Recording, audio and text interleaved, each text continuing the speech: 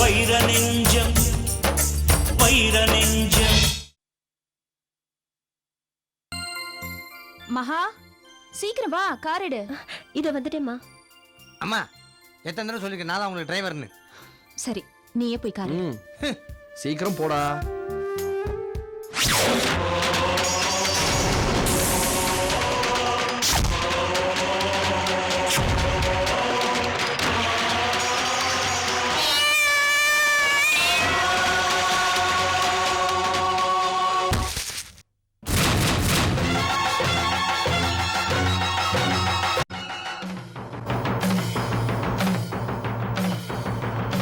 ஆடி காத்துலயே ஆளை அசைக்கும்பாங்க, திருச்சி பூசணிக்காய் அசைச்சு கீழே தள்ளிடுச்சு.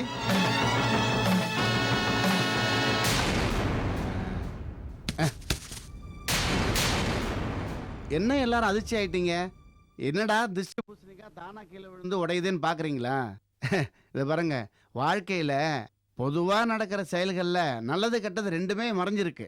இந்த திருச்சி பூசணிக்காய் விழுந்து உடைஞ்சது கூட இந்த குடும்பத்துக்கு நடக்கிற நல்லதுன்னு நினைச்சுக்கங்களேன். இனிமே நடக்கிற ஒவ்வொரு செயல்களும் நல்லதா தான் நடக்க போகுது.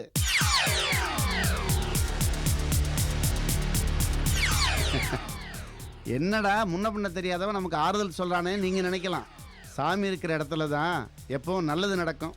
நான் சாமி, சாமிநாதன், எல்லாம் நன்மைக்கே. இதுதான் நம்ம பாலிசி. இந்த பில்டப்லாம் இருக்கட்டும். ஆமா, என்ன விஷயமா வந்தீங்க? சக்தி மேடத்தையும் வைரம் சாரையும் எனக்கு தெரியும், ஆனால் என்னதான் உங்களுக்கு தெரியாது. உங்கள் கம்பெனிக்கு அசிஸ்டன்ட் மேனேஜர் வேணும் சொல்லியிருந்தீங்களா? சேது சார் அனுப்பிச்சி வச்சாரு. ஓ, வாசலே நின்று பேசிட்டு இருக்கீங்களே, உள்ள வாங்க. வாங்க. வாங்க வாங்க சார், உட்காருங்க. உட்காருங்க. Thanks sir. மேடம், கன்ஸ்ட்ரக்ஷன் ஃபீல்டில் எனக்கு 30 இயர்ஸ் எக்ஸ்பீரியன்ஸ் இருக்கு. நான் எந்தெந்த கம்பெனியில் ஒர்க் பண்ணுங்கிற டீட்டெயில்லாம் இந்த ஃபைலில் இருக்கு, வேணா பாருங்களேன். அதெல்லாம் எதுவும் வேண்டாம் சார். சேது சார் சொன்னார்ல, அது போதும். அவர் எது சொன்னாலும் எங்க நல்லதுக்கு தான். நீங்க நாளைக்கு வேலையில ஜாயின் பண்ணிடுங்க. Thanks madam, thanks. Sethu sir சொன்னாங்க நீங்கள் புதுசாக கம்பெனி ஆரம்பிச்சிருக்கிறதா. நீங்கள் போய் உதவியா இருங்கன்னு சொன்னாங்க. இந்த கம்பெனி நம்பர் 1 கம்பெனியாக வரத்துக்கு உங்களுக்கு எல்லா விதத்துலையும் உதவியாக இருப்பேன் மேடம். அது போதும் சார் எங்களுக்கு. உங்களை மாதிரி ஒரு மனுஷன் தான் எங்களுக்கு தேவை. அண்ணாமலை, காஃபி கொண்டு வா. இல்லை சார், இல்லை சார், தேங்க்ஸ் சார். எனக்கு பர்சனலாக கொஞ்சம் வெளியில் வேலை இருக்குது, அதை பார்க்கணும். நான் நாளைக்கு வந்து டியூட்டியில் ஜாயின் பண்ணிக்கிறேன். வரேங்க மேடம், வரேங்க. சரிங்க, வரேங்க வரேங்க. ஆமாங்க. பாக்குறதுக்கு ரொம்ப நல்ல மனுஷனா தெரியுறாரு இல்லைங்க? சேது சார் சொல்லியிருக்காருன்னு சும்மாவா? சரி, வாங்க போவோம்.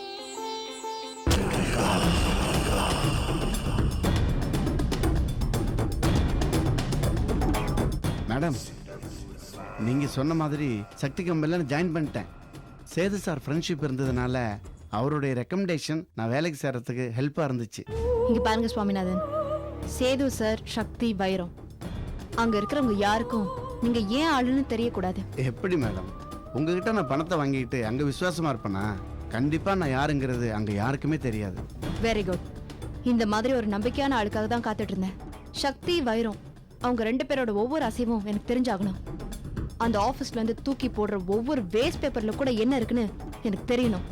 கண்டிப்பா மேடம், அங்க நடக்கிற ஒவ்வொரு விஷயமும் அடுத்த நிமிஷமே உங்க கவனத்துக்கு நான் கொண்டு வந்துருவேன். ஈவினிங் வந்து பாக்குறேன். சரிங்க மேடம், தேங்க்ஸ் மேடம். வச்சிரு.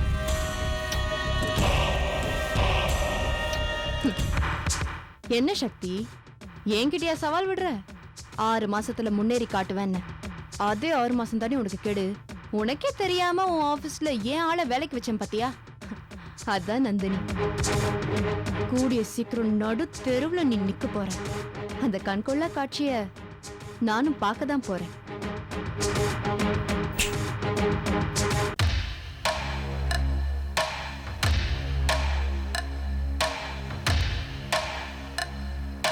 என்ன தனியா உட்காந்து யோசிச்சுட்டு இருக்கா?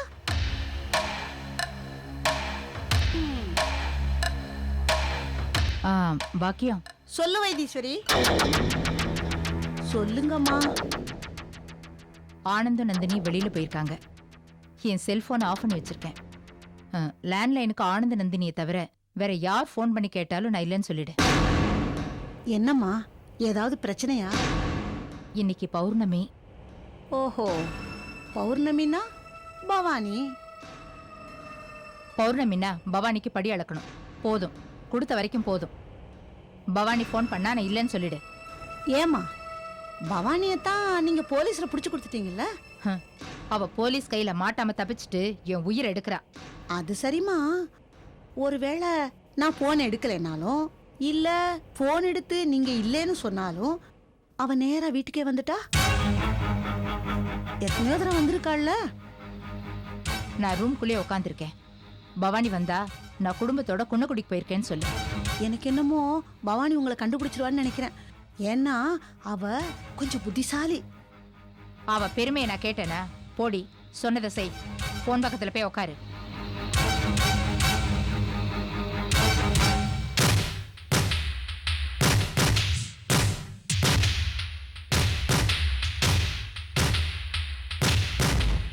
இவ்வளவு தூரம் என்ன மிரட்டுறீல, கண்டிப்பா நீ பவானி கிட்ட மாட்ட தாண்டி போற.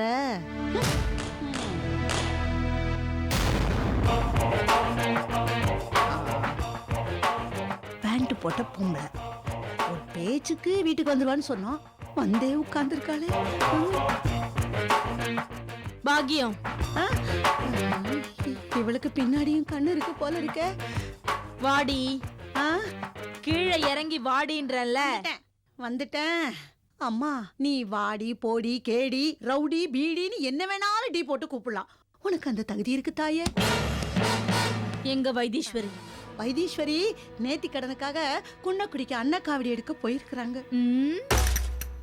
நான் உன்னை நேர சுடுகாட்டுக்கு அனுப்பிடுவேன், பரவாயில்லையா? ஏய், எனக்கு தெரியும் வைத்தீஸ்வரி வீட்ல தான் இருக்கான்னு. நீயா எங்க இருக்கான்னு சொல்லிட்டீனா ஓகே. இல்ல நானா கண்டுபிடிச்சேன்னா உன்னை கொன்னுடுவேன், பரவாயில்லையா? என்னடி யோசனை? எங்க அவ வைத்தீஸ்வரி?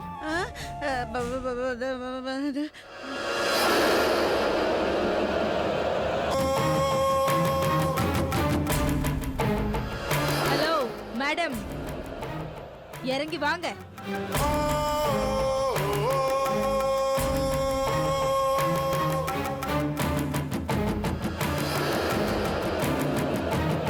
வைத்தீஸ்வரி, நானா நீ ரூமுக்குள்ள இருக்கிறத சொல்லல. நீயா தான் வெளியில வந்துட்ட. ஆமா தானுங்களே. வாய மூடு. நான் பேசலமா? பேசுங்க.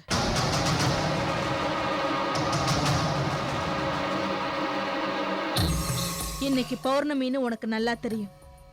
நான் உன்னை பார்க்க வருவேன்னு உனக்கு நல்லா தெரியும். ஏன்னா நீ பவானிய மறந்தாலும் உன் வாழ்க்கையில பௌர்ணமியை மட்டும் மறக்கவே முடியாது. நான் வருவேன்னு தெரிஞ்சும் செல்போனை ஆஃப் பண்ணிட்டு ரூம்குள்ளேயே மறைஞ்சிருக்க. இத பாரு, உன் கேள்விக்கெல்லாம் பதில் சொல்ல நேரம் இல்ல. ஆனந்த நந்தினி வர நேரம். நீ கிளம்பி போயிடு. நான் எது கிளம்பணும்? மாட்டேன். நான் ஆனந்த வர பார்த்து ரொம்ப நாள் ஆச்சு. அவங்கிட்ட பேசிட்டே போறேன். முதல்ல எழுந்துரு. ஏன் இப்படி என்ன படாத பாடுபடுத்துற? ஒரு சமயத்துல நீ எல்லாரையும் நோகடிச்சிட்டு நீ மட்டும் சந்தோஷமா இருந்த. இன்னைக்கு நீ அனுபவிக்கிற. இப்போ உனக்கு என்கிட்ட பேசணும், அவ்வளவுதானே? வா, என் ரூமுக்கு போலாம். இது இது வா போலாம். பெரிய சுனாமி கண்டத்துல இருந்து நாம தப்பிச்சோம் சாமி. என்ன கேட்க போறாளோ ஏது பேச போறாளோ தெரியலையே. ஏய் ஏய், ஏண்டி உன் சில்லற புத்தி இப்படி இருக்கு? பவானிய போலீஸ்ல புடிச்சு கொடுக்க பாக்குற, முடியுமா? தகவல் கொடுக்கறியா நான் எங்க இருக்கேன்னு? உன்னால ஜெயில கஷ்டம் அனுபவிச்சவங்க எல்லாம் பத்தாதா? ஏய், பாக்காத. இப்படி பாத்தீனா இந்த இடத்துல உன்னை வெட்டி போட்டணும் போல எனக்கு தோணும். கூடவே இருந்து குழி பறிக்கிறியா? நீ என்ன போலீஸ்ல காட்டி கொடுக்க பாத்தியே, நானா போய் சரண்டர் ஆகி உன்னை பத்தின உண்மையெல்லாம் சொன்னா உங்க அது என்ன ஆகும்? பவானி, ஞாபகம் வருதுல்ல? செஞ்ச தப்பெல்லாம் ஞாபகம் வருதுல்ல? பவானி ஞாபகத்துக்கு வரணும், பௌர்ணமியும் ஞாபகத்துக்கு வரணும். நான் இப்படி ஓடி ஓடி ஒளிறேனே, அந்த அவஸ்தையும் உனக்கு புரியணும். என்ன காட்டி கொடுக்கிற அளவுக்கு எங்க இருந்து வந்தது உனக்கு தைரியம்? உனக்கு பூவும் பொட்டும் போனாலும் உன் கிரிமினல் புத்தி உன்னை விட்டு போகல இன்னும். என்னை என்ன வேணாலும் திட்டு, நான் செஞ்சது தப்புதான். தயவு செஞ்சு ஆனந்த் வரத்துக்கு முன்னாடி போயிடு. போயிடுன்னா கொடுக்க வேண்டியது கொடுத்தா நான் பாட்டுக்கு போக போறேன். பணம் தானே, ம், தரேன். இந்தா. Very good. பௌர்ணமி தோறும் நீ பவானிக்கு படி அளக்கிறதே ஒரு நிலா வெளிச்சத்துல நீ செஞ்ச தப்புக்காகத்தான். நான் உசுரோட இருக்கிற வரைக்கும் நீ எனக்கு கொடுத்து தாண்டி ஆகணும்.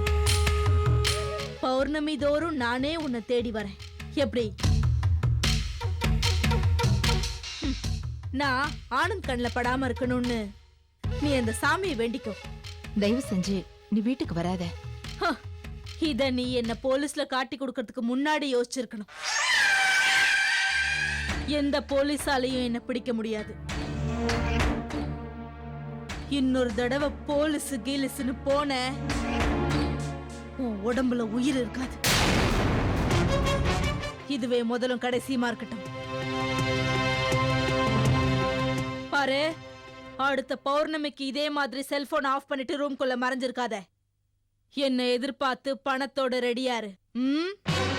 வரேன்.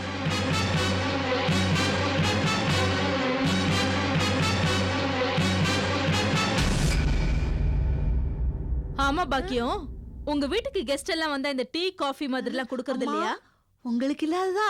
காபி, டீ, கூழு, கஞ்சி ஏதாவது இரு. இதெல்லாம் எனக்கு வேண்டாம். உங்க மேடம் பாவம் ரொம்ப சூடாய் உட்கார்ந்திருக்காங்க, அவங்களுக்கு கொண்டு போய் கொடுப்போம்.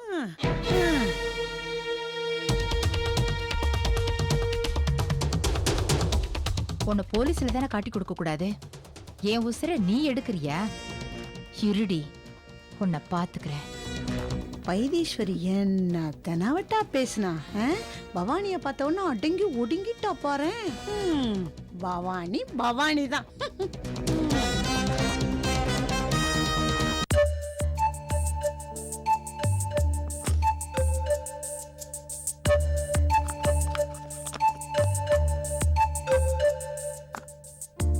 கடுகு, உளுத்தம் பருப்பு எதுவுமே இல்ல. அப்புறம் எப்படி சமைக்கிறது?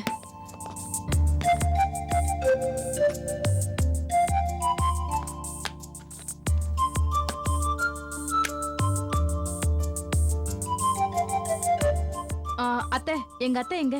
குளிச்சுக்கிட்டு இருக்காமா? அத்தைக்கு கொஞ்சம் கூட பொறுப்பே இல்ல. வீட்டுல கடுகு இல்ல, ஒண்ணுமே இல்ல. ஒண்ணுமே இல்லாம சும்மா சமைக்க முடியுமா? கொஞ்சம் கூட யோசிக்கிறதே இல்ல. நான் கடை வரைக்கும் போயிட்டு வந்துடுறேன். அத்தை வந்தா சொல்லுங்க. அம்மா அம்மா மகேஸ்வரி, நீ கடைக்கு போறது இருக்கட்டும், கொஞ்சம் நில்லுமா. உங்க அத்தை யோசிக்கிறதே இல்லைன்னு சொன்னீங்க. அவளா யோசிக்க தெரியாதவ? கஞ்ச பிசுனாரி, எச்ச கையால காக்கா ஓட்ட மாட்டா. அப்புறம் எப்படி கடுகு, மிளகு, வெங்காயம், தக்காளின்னு வீட்டுக்கு வாங்கி போட போறா? இத்தனைக்கும் உன் புருஷன் சம்பள கவரை பிரிக்காம கூட கொண்டு வந்து உன் அத்தை கையில குடுக்கறான். அந்த பணத்தை உங்க அத்தை அப்படியே பேங்க்ல போட்டு அவ பேர்ல வச்சிருக்கா. மகேஸ்வரி, இத பாரு, நீ இப்படியே ஒண்ணும் தெரியாம இருந்தேன்னு வையி, நாளைக்கே உனக்கு குழந்தை குட்டின்னு ஆச்சுன்னா உன் கையில ஒண்ணுமே இருக்காது. இத பாரு, இத்தனை வருஷமா நான் அலமேல அக்கா கூட பழகுறேன். அத பத்தி எனக்கு நல்லா தெரியும். வேணா புடிச்சது உன் புருஷன்தான் அம்மா பைத்தியம் பிடிச்சு அலையிறான்னா, நீ அத்தை பைத்தியம் பிடிச்சு அலையாத. அப்புறம் உன்னால காலம் தள்ள முடியாது. அலமேல அக்கா வீட்டுக்காரர் இருக்காரே, ரொம்ப தங்கமான மனுஷன். இது வாய்க்கு எதிர்த்து பேச முடியாம எப்படி இந்த பொம்பளையோட குடும்பம் நடத்துறதுன்னு சொல்லாம கொள்ளாம வீட்டை விட்டே போயிட்டாரு. இத பாரு, நான் சொல்றதை கேளு. உன் புருஷன் சம்பள கவரு உன் கைக்கு வரணும்னா ரவிய கூட்டிக்கிட்டு தனி கொடுத்தனம் போயிடு. ஓ நல்லதுக்கு தான் சொல்றேன். போது, நிறுத்துறீங்களா? நானும் வயசுக்கு மரியாதை கொடுத்து பேசக்கூடாதுன்னு சும்மா இருந்தா இஷ்டத்துக்கு எங்க அத்தைய பத்தி தப்பா பேசிட்டு இருக்கீங்க. ஓ நல்லதுக்கு தானம்மா சொல்றேன்.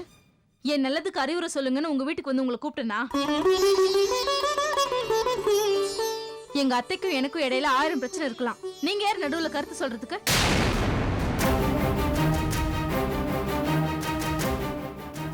எங்க அத்தைய கேவலமா சொல்றீங்க? அவங்க வீட்டுக்காரர் வீட்டை விட்டு போனதுக்கு அத்தை தான் காரணம்னு சொல்றீங்க. புருஷன் துணை இல்லாம இந்த காலத்துல ஒரு புள்ளைய படிக்க வச்சு ஆளாக்குறது எவ்வளவு பெரிய கஷ்டம். எவ்வளவு பெரிய சாதனை எங்க அத்தை செஞ்சிருக்காங்க. அவங்களை குறை சொல்றதுக்கு உங்களுக்கு எந்த அருகதையும் கிடையாது.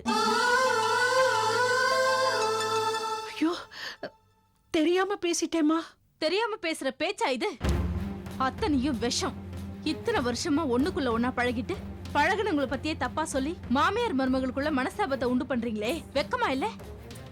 ஆசை பராசையே நான் என் வீட்டுக்காரனோட தனி கொடுத்தனும் போடுமா? அந்த பாவம் என்ன சும்மா விடுமா? இந்த ஜென்மத்துல எங்க அத்தை கிட்ட இருந்து அவங்க பையனை பிரிக்க மாட்டேன்.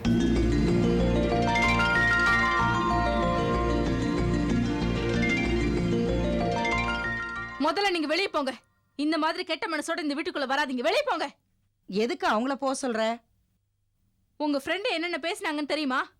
எல்லாம் எனக்கு தெரியும், நீ போ. சொன்னா நம்பாதீங்க. இந்த மாதிரி ஆளுங்களோட பழக்கம் வச்சுக்கிட்டா நம்ம மனசும் கெட்டு போகும். இங்க பாருங்க, இன்னொரு தடவை எங்க அத்தைய பத்தி இப்படி தப்பு தப்பா போட்டு கொடுத்தீங்க, அப்புறம் இருக்கு உங்களுக்கு. அப்பா அப்பா அப்பா, வாய் வாய் வாய், என்ன வாய்! எண்ணெயில போட்ட கடுகு மாதிரி புரிஞ்சு தள்ளிட்டு போறா. நீ தானே உன்னை பத்தி தப்பு தப்பா சொல்லி அவ என்ன சொல்றான்னு கேட்க சொன்ன. கடைசியில வாங்கி கட்டிக்கிட்டு நிக்கிறது நான். போதும் தாயி, போதும். இன்னொரு தடவை என்னை இந்த மாதிரி எல்லாம் கேட்க சொல்லாத. என்னால பேச்சு கேட்க முடியாது. லதா, இப்ப நீ இது சம்பந்தமா பேசினனால தானே எனக்கு உண்மை தெரிஞ்சது. என் பிள்ளைய என்கிட்டேந்து பிரிச்சு தனி கொடுத்தனும் கூட்டிட்டு போக மாட்டேன்னு சத்தியம் பண்ண மாதிரி சொன்னால, அந்த வார்த்தையை கேட்டதும் என் மனசு அப்படியே குளிர்ந்து போச்சு. ஓ மருமக அளவுக்கு கிடையாது இவ. கண்டிப்பா தனி கொடுத்தனும் போக மாட்டா. இது போதும். இதுக்கப்புறம் என் பிள்ளை எப்படி என் பக்கம் இருக்க வச்சுக்கணும்னு எனக்கு தெரியும்.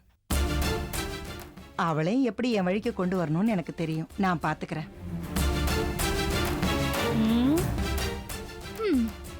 பாத்தீங்களாங்க, 2 கழுடுங்களும் பிளான் பண்ணி என் வாயில இருந்து வார்த்தை பிடுங்குதுங்க. மாமியாருங்க எல்லாருக்குமே மருமகன்னா கிள்ளுக்கிற மாதிரி தான். ஒரு பொண்ணு பிறந்த வீட்டுல எல்லாரையும் விட்டுட்டு புகுந்த வீட்டுக்கு கால் எடுத்து வைக்கும்போது அந்த வீட்டுல இருக்கிற உறவுகளை நம்பித்தானே வருவா. வர்ற பொண்ணு பத்திரமா பாத்துக்க வேண்டியது அவங்க கடமை தானே. வர்ற மருமகளை எதிரி மாதிரி நடத்துறது இந்த மாமியாருங்களுக்கு பொழப்பா போச்சு. சரி விடுங்க, வயசான காலத்துல அப்படித்தான் இருப்பாங்க. நாம தான் அட்ஜஸ்ட் பண்ணிக்கிட்டு போகணும். அதான் நல்லது.